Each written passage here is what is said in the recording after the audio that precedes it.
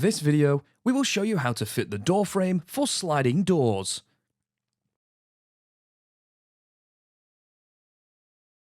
We will show you how to secure the door frame to your polytunnel on both soil and solid bases.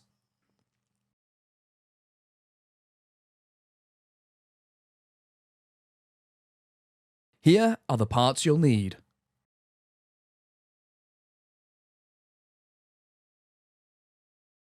The door frame comprises of 7 pieces of 100mm by 47mm by 3m timber, which are for the 4 door frame posts, the door frame lintel, and the base timbers between the door frame posts.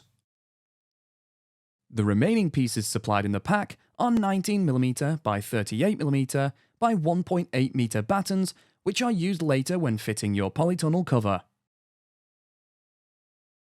Start by running a taut string line across the width of your polytunnel on the end hoop. Determine the centre of your polytunnel width by measuring 13 feet from the corner hoop from the centre of the tube. From this central position, measure 114 centimetres towards each corner hoop. Then also measure 220 centimetres towards each corner hoop from the central position. This identifies the position of your 4 door posts. If you are fitting your polytunnel onto an earth base, you will be required to excavate a hole 30 cm square and 40 cm deep for each hole. If fitting to a solid base such as concrete or timber, the door frame post will be secured to the ground using brackets. We will show you this process shortly. We will now install the 2 inner door frame posts.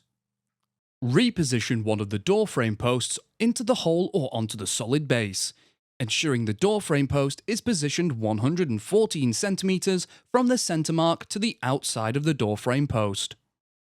The 2 inner door frame posts will be fitted to the rear of the door rail. They will exceed the top of the door rail and will be required to cut down after fitting. To secure the top of the door frame post to the door rail, fit a P-clip onto the door rail. The prongs of the P-clip should run down the rear of the door rail and fix to the front face of the door frame post where it is held in place with bolts. Using a 9mm wood drill bit, drill through the timber on the marks. Push a bolt through the P-clip and drill holes so that the thread is on the inside of the polytunnel. Loosely secure in place with a washer and nut. When securing to the ground, ensure that the door frame post is positioned 114 centimeters from the center mark to the outer edge of the door frame post. It is critical that the door frame post is vertical. Use a spirit level on the front and side face of the post. Once you are happy with the new position, tighten the nuts on the P-clip and secure the P-clip in place with a self-drilling screw. If on soil, backfill the hole with concrete. We suggest using a concrete that is 1 part cement and 5 parts aggregate. We also recommend postcrete. This ready-made mix is supplied in 20kg bags, requires no mixing, you simply add water. Approximately 1 bag per hole will be required. If on a solid base, fix the base of the plate to the floor using shield anchors for concrete or coach screws for timber. Position the door frame post plate on the ground on the inside of your polytunnel. Make a mark through the center hole, then remove. If on a concrete base, drill a hole 8 cm deep using a 14mm masonry drill bit. Separate the bolt and washer from the sleeve and insert through the hole in the door frame post plate and screw on the sleeve.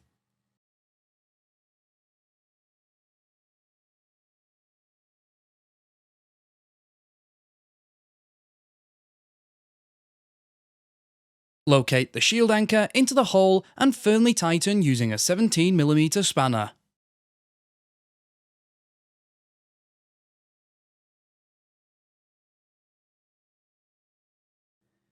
If on a timber base, drill a pilot hole 7 cm deep using a 7mm timber drill bit. Finally, screw the plate to the doorpost using the screws provided. Cut off the excess of the inner door frame post in line with the top of the door rail. Repeat this process for the second inner door frame post.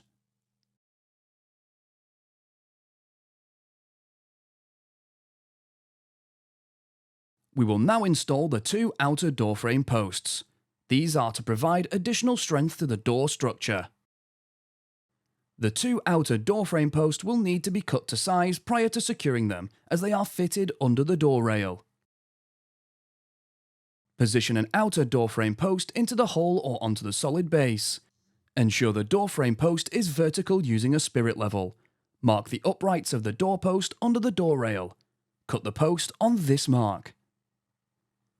Reposition the outer door frame post, ensuring the inner edge of the door frame post is 220 cm from the central position. Fit a P-clip onto the door rail. Both prongs of the P-clip should then run down the front face of the door post. Using a 9mm wood drill bit, drill a hole through the two P-clip holes and through the timber.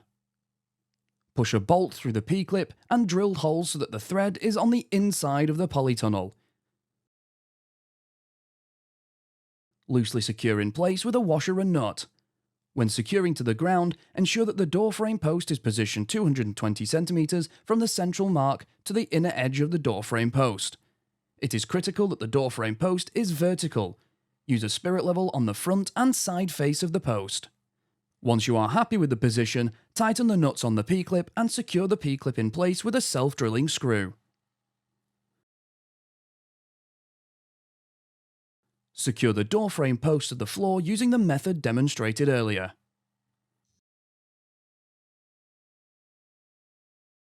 Secure the second outer door frame post using the same method.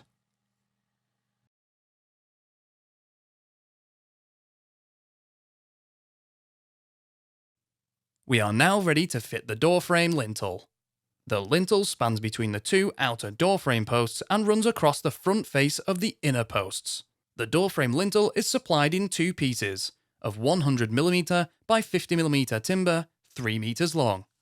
Put the two pieces of door lintel up together and join them together by using right-angled joiners, placed on opposite corners with twisted nails.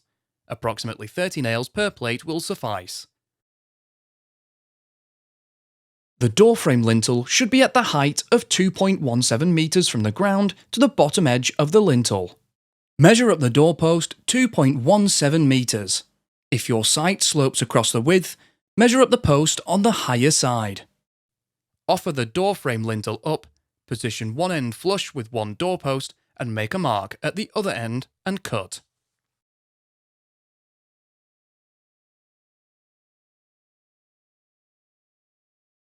Reposition the lintel.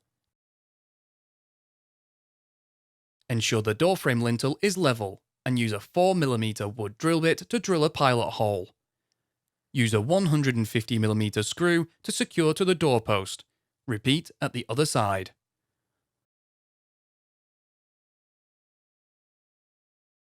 On the inner posts, drill a 9mm hole through both the lintel and the inner post. Push a 110mm M8 cup square bolt through the drilled hole so that the thread is on the inside of the polytunnel. Fit the washer and screw on a nut, then tighten. The joints can now be reinforced with nail plates on both sides. Position a nail plate equally across the joint and secure in place with twisted nails.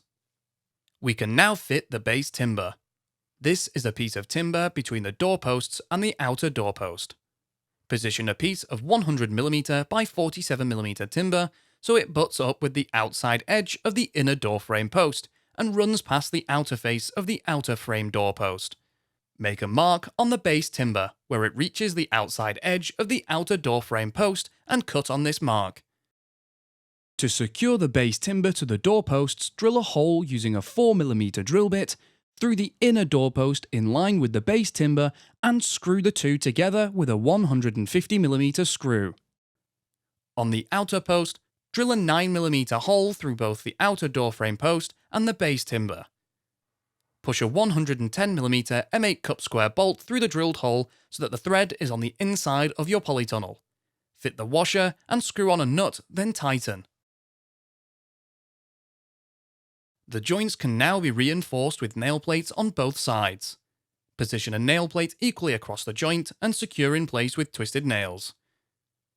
Repeat this for the base timber on the opposite side. We will now fit the sliding door track. The sliding door track is supplied in two pieces and is screwed to the underside of the door frame lintel. To make fitting the track and doors easier, we will fit one half of the track, slide both doors along with the door stops, and then fit the second half of the track where we can simply pull the door along. First, measure the width between the two inner doorposts and make a mark on the door frame lintel in the centre.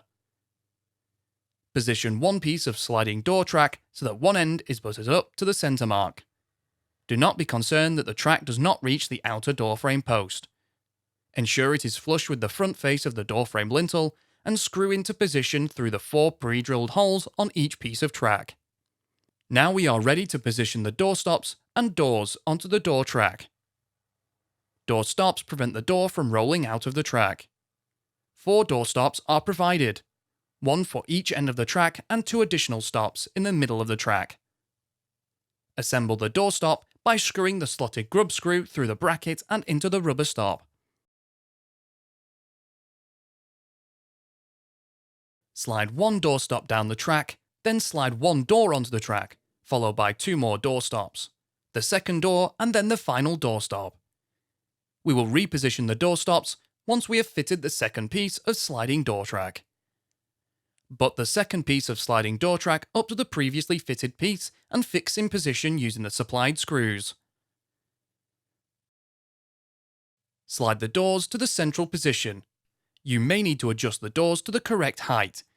You can do this by tightening or loosening the wheel assembly.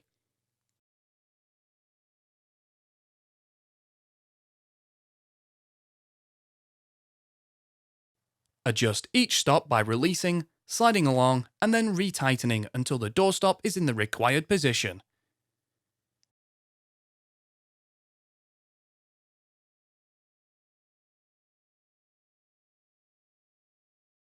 We will now fit the door guide.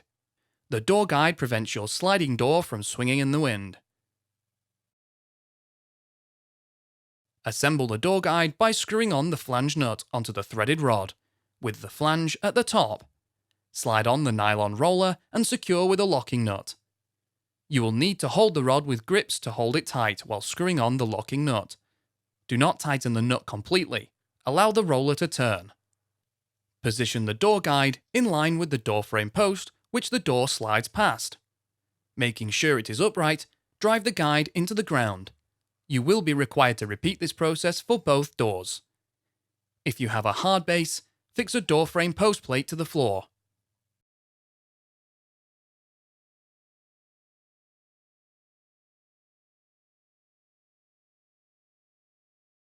Now we will fit the door drop spikes that keep your door from blowing in the wind. Door drop spikes are fitted to the outside face of the door on the opposite side to the door opening. Measure up from the bottom of the door 9 cm and make a mark. Position a door drop spike guide bracket so the bottom of the bracket is flush with this mark.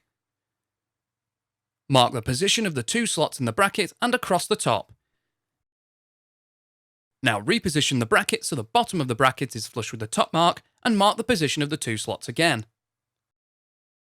Using a 9mm wood drill bit, drill a hole through the door for the 4 slots.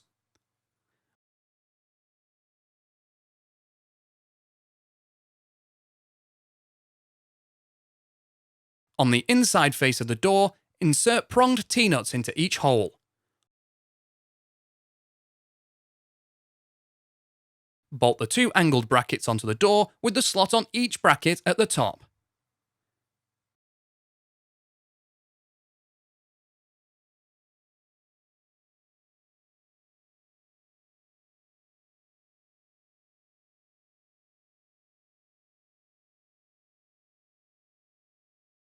Close the door to the required position, slide the drop spike down through both brackets and mark the position on the ground.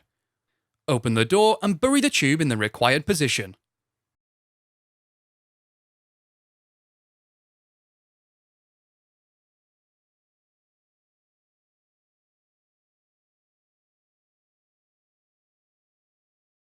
If your polytunnel is on a hard base, the housing tube is not required.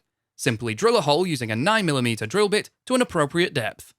Repeat this process on both doors.